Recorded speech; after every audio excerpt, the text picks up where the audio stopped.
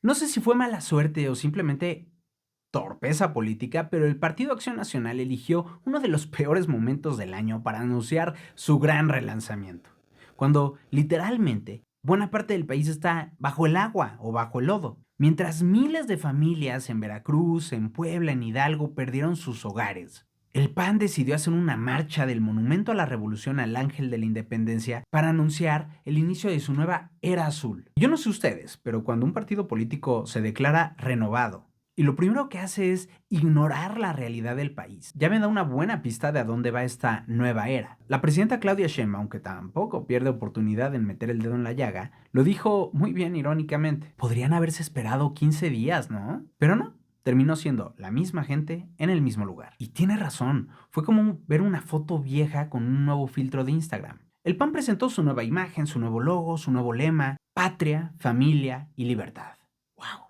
Y claro, con Jorge Romero diciendo que empieza una nueva etapa abierta, moderna y ciudadana. Pero si uno mira el escenario del Frontón México, que es donde hicieron este evento, ve lo mismo de siempre. Los mismos apellidos, los mismos discursos, la misma audiencia aplaudiendo los mismos lugares comunes. ¿Es esta la oposición renovada? Bienvenidos Entre Grillos, comencemos. Tru, tru, tru. Estás escuchando Entre Grillos, análisis de noticias para entender mejor nuestra realidad. Comenzamos. Según Romero, ahora el PAN será el partido más abierto de México. Pero apenas en la marcha andaban expulsando a un integrante que traía una bandera LGBT. Y es más, ni siquiera eran abiertos para decir que son homofóbicos. No, no, no, no, no. Dijeron que era una bandera marxista. Hazme el favor. No, pues qué apertura, ¿eh? Y sí, lo bueno es que prometen que habrá elecciones primarias, voto de la militancia, transparencia y que cualquiera puede postularse con tan solo un clic. Lo cual, tengo mis dudas. Pero bueno, supongamos que funciona bien. Todo esto suena bastante bien, hasta que recordamos que estos mismos procesos ya nos los han prometido una y otra vez a lo largo de los últimos años, solo para terminar, como siempre, entre designaciones de cuates. O nos vamos a olvidar ya de Marco Cortés y los Yunes en Veracruz. ¿Y cómo acabó todo eso para el PAN, por cierto? Y no es que estas ideas sean malas, no. Si de verdad el partido se abre a nuevos liderazgos ciudadanos, esto podría ser un gran paso en la decisión correcta. Pero la pregunta es, ¿qué tipo de ciudadanos van a traer? ¿Los que todavía creen que la libertad económica bastará para resolver todos nuestros problemas económicos? ¿Los que siguen pensando que defender los derechos de las mujeres o de la comunidad LGBT es parte de la ideología woke? ¿Los que creen que defender la patria parte de tener políticas antimigrantes? Porque personalmente yo no puedo coincidir con un partido que sigue definiendo la libertad en función del mercado y no de las personas, que sigue viendo al Estado como un enemigo, cuando en realidad el Estado es el único que puede equilibrar el juego entre los poderosos y los desprotegidos, y que se presenta como un defensor de la familia, cuando lo que entiende por familia se cierra casi exclusivamente a gente con dinero, heterosexual y católica. Ese es el problema del PAN, que parece que en esta nueva era solo cambiaron el color del logo, que por cierto sigue estando igual de feo que el anterior.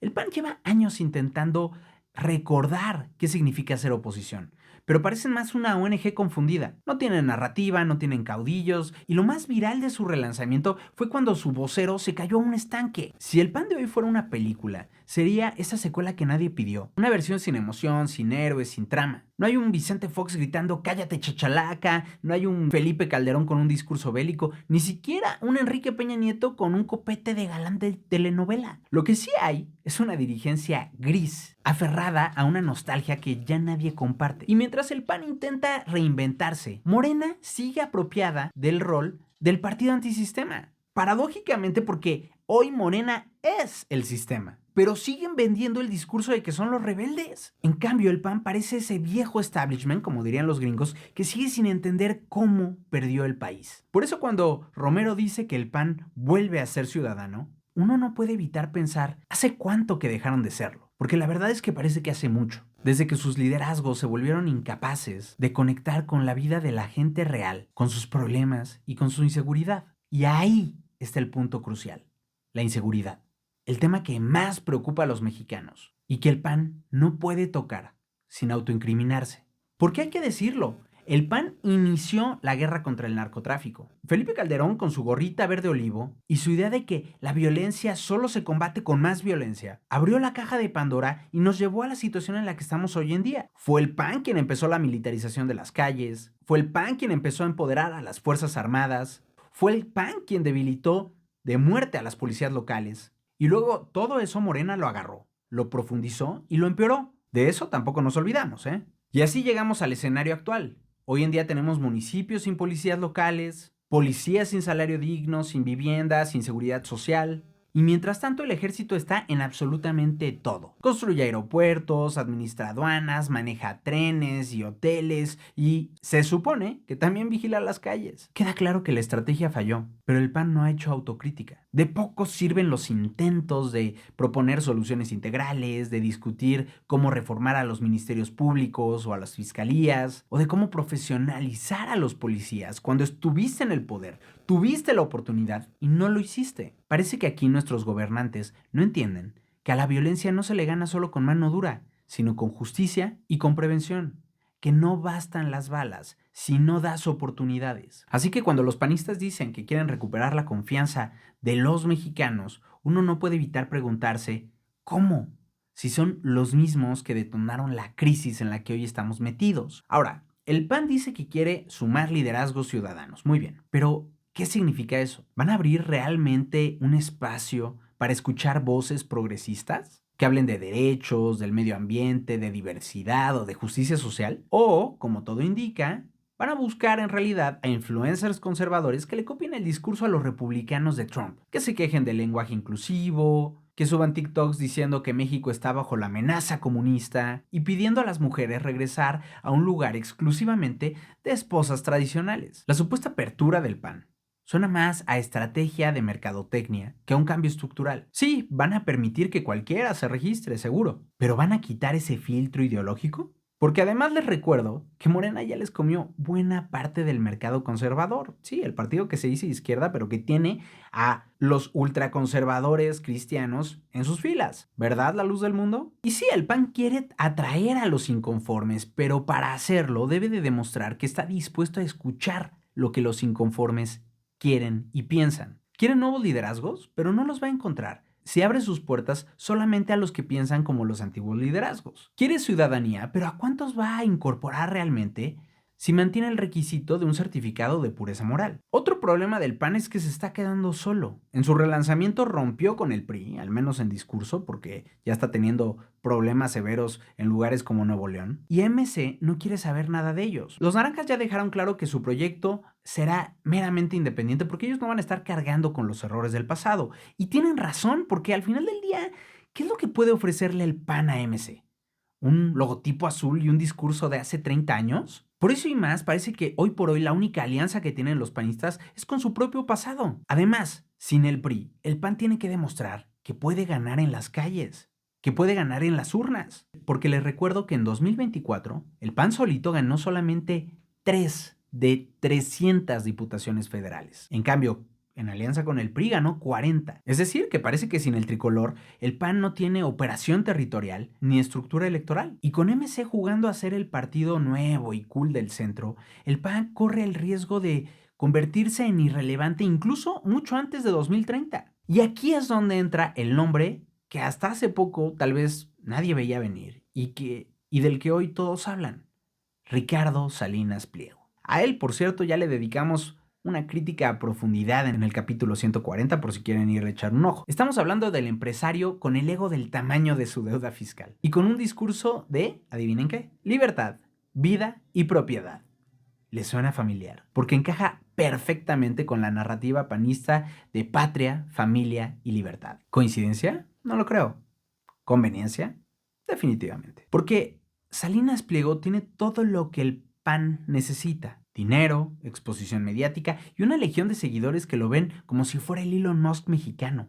Que si lo piensan, es una comparación muy acertada en muchas cosas, ninguna buena. Y el PAN, en cambio, tiene todo lo que Ricardo Salinas carece.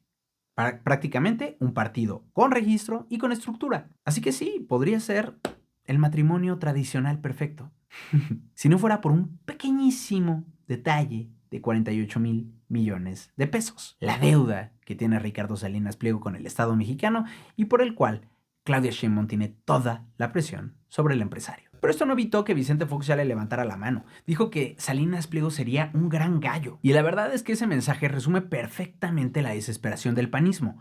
Ya no buscan a un líder político, sino una figura mediática que los saque de la irrelevancia. ¿Pero les funcionará? Porque si el PAN se entrega a Salinas Pliego, terminará siendo todo lo que Morena siempre ha dicho que es: un club de empresarios disfrazados de patriotas moralistas, pero a los cuales solo les importa hacer negocios jugosos para beneficiarse a sí mismos. El PAN parece no entender que los mexicanos no estamos buscando un nuevo logo, sino soluciones reales. Las encuestas lo dejan claro. La principal preocupación para los mexicanos es la inseguridad, seguido del empleo y de la inflación. Y aunque la inflación ha sido muy alta en los últimos años, los salarios han subido, los trabajadores ganan más que antes y la informalidad ha ido bajando, lentamente, pero bajando. Es cierto, sigue habiendo muchos problemas estructurales, pero la mayoría de la gente hoy tiene más, al menos un poquito más, que hace 6 años. Y eso, en un país acostumbrado a perder, se siente a toda una victoria. Así que mientras el PAN sigue hablando de libertad económica y de menos Estado, la mayoría de los mexicanos ve, para bien o para mal, al Estado como su única protección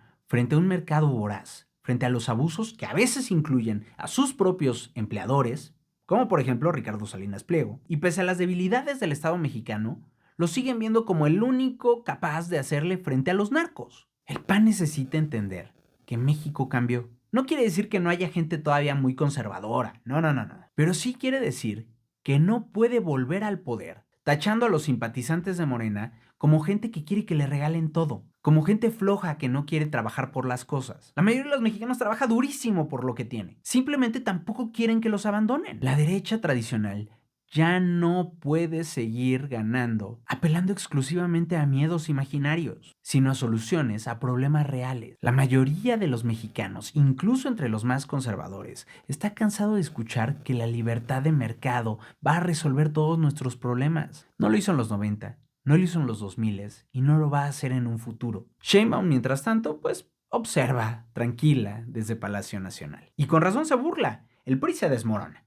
MC se agranda, pero parece que no lo suficiente para volverse sumamente relevante en los próximos años. Y el PAN no representa una amenaza real, porque sigue atrapado entre su pasado religioso y su presente corporativo. Pero cuidado, porque la democracia necesita oposición. Si el PAN desaparece, Morena gobernará sin contrapesos prácticamente. Y eso, incluso para quienes nos consideramos de izquierda, sería un desastre, porque el poder sin oposición termina por devorarse a sí mismo, como Morena bien lo ha demostrado, tanto como ha podido en estos años. Así que sí, ojalá que el PAN se reinvente. Ojalá que entienda que ser oposición no solo es criticar, sino proponer y construir desde abajo. Que gobernar no es rezar, sino planear, escuchar. Y que el país necesita menos marketing político y más políticas públicas. Y ojalá, por cierto, que también surja una oposición desde la izquierda, porque ahí y solo ahí veremos a Morena tambalearse. Hoy, mientras el PAN anuncia y celebra su relanzamiento con discursos sobre la familia y la patria, millones de mexicanas y mexicanos viven sin seguridad, sin justicia y sin la prospección de un futuro. Y no porque les falte fe, sino porque les faltan instituciones que funcionen y en las cuales puedan confiar. Yo no coincido con el PAN, ni en su moral ni en su modelo económico, pero coincido en que México necesita una oposición real. Más cuando hemos visto la sarta de mentiras y corruptelas en Morena y cómo han aprovechado todo su poder para desmantelar los pilares de la democracia mexicana. Por eso necesitamos una oposición que entienda las prioridades de este país, que asuma su responsabilidad en las crisis actuales y que deje de mirar al espejo del pasado para poder enfocarse en construir algo mejor. El PAN dice que esta es su nueva era azul, pero si no cambia de fondo, si no entiende que su discurso ya no provoca esperanza en los mexicanos, en lugar de renacer, irónicamente, parece que terminará por abortar a la oposición desde la derecha mexicana. Pero díganme, escríbanme, ¿qué es lo que ustedes opinan de este tema? Quiero escucharlos, quiero leerlos. ¿Hará el PAN una alianza con MC? ¿Regresará a los brazos del PRI? ¿O caerá ante las garras de Salinas Pliego? Y más allá de eso, ¿creen que alguno de estos tres caminos de verdad les sirva para recuperar la relevancia política? ¿O solo será un cambio de look, rumbo a la desaparición. El emoji de la semana es, pues, un panecito, porque no se me ocurre otra cosa. Y si te gustó este episodio, ya sabes que me ayudas mucho también dándole like y compartiéndolo. Puedes apoyar a Entreguillos con el equivalente a apenas un café al mes. Para hacerlo, la liga a nuestro Patreon está en la descripción de este episodio. Gracias por escuchar Entre Grillos y muchísimas gracias a nuestros mecenas Arturo Monedero, Sergio Estrada, Eduardo Farfán, José Corral, Daniel Santana, Leonel Quiñones, Ana Martínez, Jaciel Lara, Arturo Flores, Ivana Cortés, Ailín Mendoza, Mariana Martínez, Isa Ripoll, David Ladrón de Guevara, Jackie Vargas, Jackie Quiñones, Jorge Vargas, Diego Báez y Sofía Russo. Muchísimas gracias y hasta la próxima.